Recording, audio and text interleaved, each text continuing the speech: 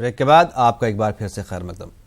तेलंगाना के वजीर दाखिला मोहम्मद महमूद अली ने अंबरपेट मस्जिद पर वजाहत पेश की। उन्होंने कहा कि बाज़ अफराद खुद को इस जायदाद के मालिक जाहिर करके बल्दिये से रकम हासिल करते रहे और इनेदाम के लिए जायदाद हवाले की।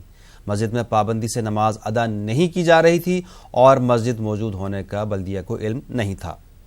उन्होंने कहा कि मस्जिद की शहादत अफसोसनाक वाक़या है। उलमा से मशावरत के बाद करीब में मौजूद सरकारी ज़मीन पर नई मस्जिद तामीर की जाएगी। बसूरत दीगर इसी मुकाम पर दोबारा मस्जिद तामीर की जाएगी। उन्होंने कहा कि कसूरवारों पर सख्त कार्रवाई की जाएगी। वो मस्जिद का जो है कई 22 नंबर के हिसाब से टैक्स बना के जा रहा था और उन लोगों ने अपने आप को इसके मालिकाना हुकूक बताया और म्यूनिसिपल कॉरपोरेशन से वो लोग 2.5 करोड़ रुपए हासिल किए और लेटर देने के बाद बल्दिया महकमे को ये नहीं मालूम था कि इसके पीछे मस्जिद है और वो मस्जिद आबाद मस्जिद नहीं है, काफ़ी ज़माने से बंद है मस्जिद। जो भी हुआ उसकी हमें भी तकलीफ है, हमारे सीएम साहब को भी तकलीफ है। जीएसएम कमिश्नर और वक्फ बोर्ड के सीओ और कलेक्टर से बात किया हूँ। इंशाल्लाह बहुत जल्द वहाँ पर बिल्कुल पड़ोस में, चूँकि वो मास्टर प्लान में आ रही, पड़ोस में जहाँ पर भी सरकारी ज़मीन अवेलेबल रहेगी या म्यूनिसिपल की डिपार्टमेंट की ज़मीन अवेलेबल रहेगी, अच्छी बड़ी ज़मीन देकर वहाँ अच्छी से अच्छी मस्जिद तामीर की जाएगी। सब उनको जगह पे 419 गज वक्फ की ज़मीन है, उसी पर क्यों तामीर नहीं की जा सकती? डिमोलिश किया गया, वो 400 चिल्लर नहीं है। इससे पहले काफ़ी पहले डिमोलिश किया गया था, जब भी मुआवजा दिया गया था। अगर मैं खुद हम इंस्पेक्शन करेंगे, अगर वहाँ पर मुनासिब जगह रहेगी, लोगों को इबादत करने के लिए माकूल जगह रहेगी, तो ज़रूर वहाँ पर बनाया जाएगा। ऐसे ज़रूरी नहीं है कि वो हटाना। मस्जिद कितनी जगह पर है, मुझे जो इत्तला मिल रही है, मस्जिद बहुत छोटी थी, जो कमान की मस्जिद एक ही कमान के अंदर थी, एक खाने की मस्जिद थी, जिसमें वहाँ पर नमाज पढ़ने की जगह नहीं है। तो मैं ये चाह रहा हूँ कि आवाम से राय लेने के बाद, आवाम की क्या, हमारे उलमा से भी बात करेंगे, वहाँ के मुकामी लोगों से बात करेंगे।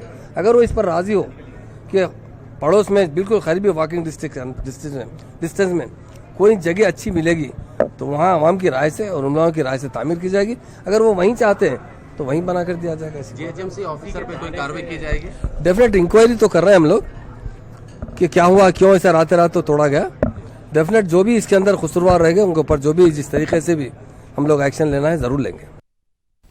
तेलंगाना के वजीर दाखिला मोहम्मद महमूद अली ने कहा कि हैदराबाद के राजीव गांधी इंटरनेशनल एयरपोर्ट पर पार्किंग इलाके में मस्जिद की तामीर का मामला अदालत में ज़ेर दौरान है।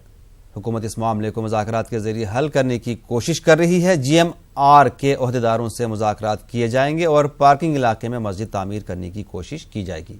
बसूरत दीगर इबादत के लिए प्रेयर हॉल तामीर किया जाएगा। वाज़ेह है कि एयरपोर्ट की तामीर से पहले इस मकाम पर एक मस्जिद थी। पार्किंग इलाके में धूप में लोग नमाज पढ़ने पर मजबूर हैं। GMR वालों से बात करेंगे। हमारे जो साबिका माइनॉरिटी कमीशन के चेयरमैन थे आबिद रसूल खान साहब ने नोटिस दी थी। नोटिस देने पर वो लोग GMR वालों ने कोर्ट को चले गए। वो कोर्ट में केस होने की वजह से पेंडिंग हो रहा है। फिर भी हम लोग आपस में बैठकर ज़रूर वहाँ पर एक कम से कम मस्जिद नहीं तो एक प्रेयर हॉल ज़रूर बनाएंगे, ताकि वहाँ के जो ऑटो रिक्शा चलाने वाले, वहाँ टैक्सी ड्राइवर और कुछ मुसाफिरीन, अगर उन्हें ज़रूरत पड़ेगी तो मस्जिद बाजमात पढ़ सकते हैं। इंशाल्लाह उसे आने वाले टाइम। रमज़ान का चांद नज़र आते ही ताजमहल में नमाज तरावी शुरू हो जाएगी, जो रमज़ान के आखिरी दिन तक जारी रहेगी। ताजमहल में नमाज के लिए खसूसी इंतजामात किए गए हैं। ताजमहल में नमाज अदा करने के लिए सिर्फ मकामी अफराद को इजाज़त मिली हुई है। ताजमहल में जो है तरावियाँ होती हैं, जो एक नमाज होती है स्पेशल नमाज रमज़ान में, वो ताजमहल में होती है। ये वर्षों से होती चली आ रही है और ये इसे तरावियाँ कहा जाता है। और इसमें जो लोग आते हैं बाकायदा वो लोग अंदर जाते हैं, अपना आधार लेकर के, अपनी ID लेकर के उनके अंदर एंट्री होती है और वो अंदर तरावियाँ अदा करते हैं, उसके बाद वापस आ जाते हैं। ये सिलसिला चांद देखने से, जब रमज़ान का चांद दिखता है उस टाइम शुरू होता है और ईद का चांद देखने तक ये जारी रहता है। आखिरी दिन में जो 30 चैप्टर जो पूरे होते हैं, जो है उसके लिए राष्ट्र और समृद्धि के लिए दुआ मांगी जाती है, खासतौर से जो है, समझे ना। और सबसे बड़ा सौभाग्य हम लोगों के, हम लोग स्थानीय नागरिक हैं। ताजमहल में हम लोग को प्रवेश मिलता है। जो विजिटर्स लोग, उनको विजिटर के लिए एंट्री नहीं है। जो है ये समझ लीजिए हिंदुस्तान की कोई भी मारूफ शख्सियत क्यों ना हो, वो ताजमहल में अंदर नहीं जा सकती। जिस वक्त हम लोग जाते हैं नमाज पढ़ने के लिए, हर आदमी चाहता है ज्यादा से ज्यादा तादाद में इसमें नमाज अदा करे, तो लोग जाएंगे। उस नमाज के लिए एक विशेष इंतजाम किया गया है कि ताजमहल के गेट पर रजिस्टर रखा जाएगा, उस रजिस्टर में उनकी एंट्री होगी और एंट्री के बाद ही उनको प्रवेश दिया जाएगा, जिसमें हमारी कमेटी ने सारी जांच वगैरह के लिए तैयारियां पूरी कर ली हैं। हमारी कमेटी वहां मौजूद रहेगी, कमेटी कर्मचारी रहेंगे। रमज़ान की तैयारियां शुरू हो गई हैं। अलीगढ़ के ऊपरकोट इलाके में रमज़ान को लेकर बाजार की रौनक बढ़ी हुई है और लोग बाजारों में खरीदारी करते हुए नजर आ रहे हैं।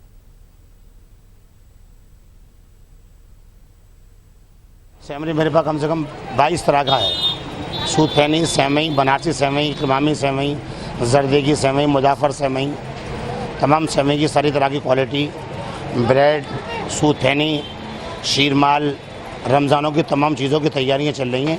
लोग ख़रीद रहे हैं और भीड़ लग के बिक रहा है और लोग रमज़ान आने से पहले रमज़ानों की तैयारियां कर रहे हैं और अल्लाह ने चाहा तो रमज़ान बहुत बेहतर और बढ़िया गुजरेंगे इंशाअल्लाह। ये रोज़ अफ्तार की तैयारी चल रही है। क्या खरीदना है? अफ्तारी। क्या क्या खरीदा? क्या पसंद आया? ये चुर्रियाँ ली हैं, पापड़ लिए हैं, चिप्स लिए हैं। रमज़ान में किस तरह निकल नहीं पाती इसलिए शुरुआत में? जी हाँ, इसलिए शुरू में रोज़ों में निकलना नहीं होता है ना, इसलिए।